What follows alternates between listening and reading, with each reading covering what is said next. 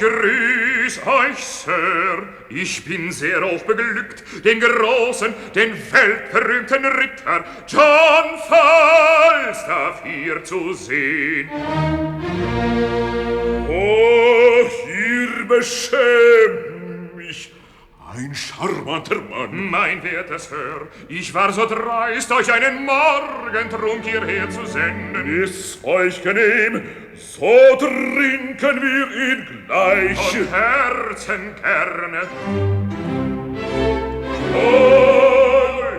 Komm es euch. Vortrefflich.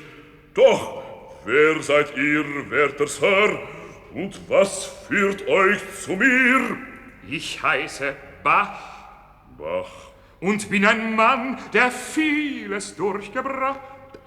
Da habet ihr, Herr Bach, es ganz wie ich gemacht.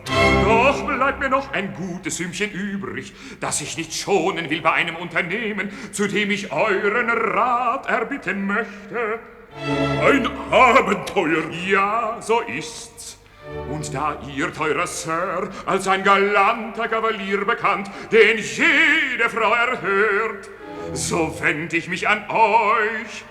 Erfahret denn, ich bin verliebt zum Rasen in eine Madame Flut und muss die Frau besitzen, und wenn ich drüber sterben sollt.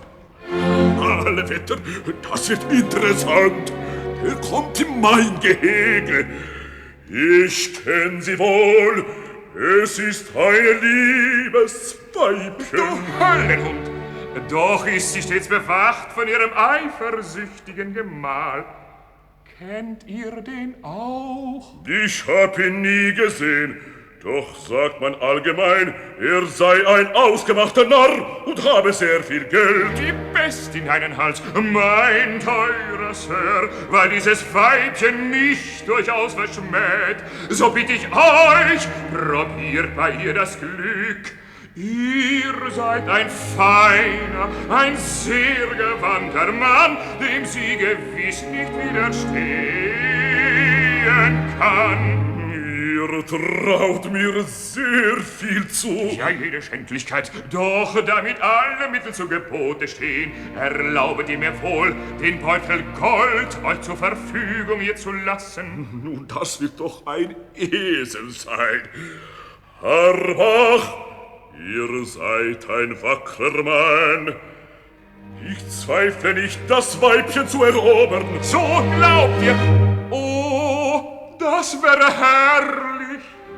Allein, was habt denn ihr davon, wenn sie mich nun erhört? Das ist ganz einfach. Seht, sie deklamiert stets von ihrer Tugend, doch könnt ich vor sie treten mit irgendeiner sicheren Entdeckung vom Gegenteil.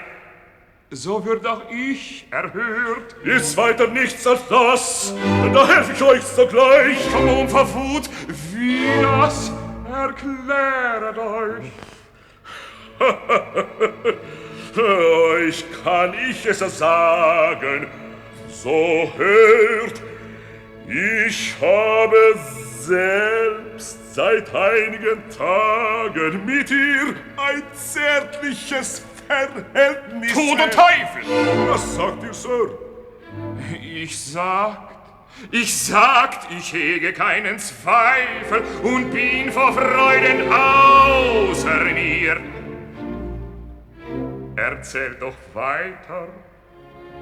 Ich hatte gestern schon ein Stelldichein bei ihr, doch als wir eben im vertraulichsten Gespräch, da kommt ihr Mann, der Narr, der eifersüchtige Kerl gelaufen, mit einem ganzen Rudel Nachbarn. Weiß der Teufel, woher er Wind bekomme von der Sache. Genug er kam und tobt und schrie umher, als wäre toll. Als ihr noch da wart. Nun freilich, doch zum Glück war eben eine Freundin da, die des verwünschten Ankunft eilig uns verriet.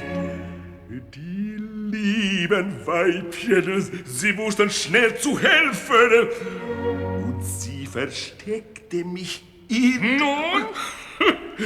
einem großen Waschkorb.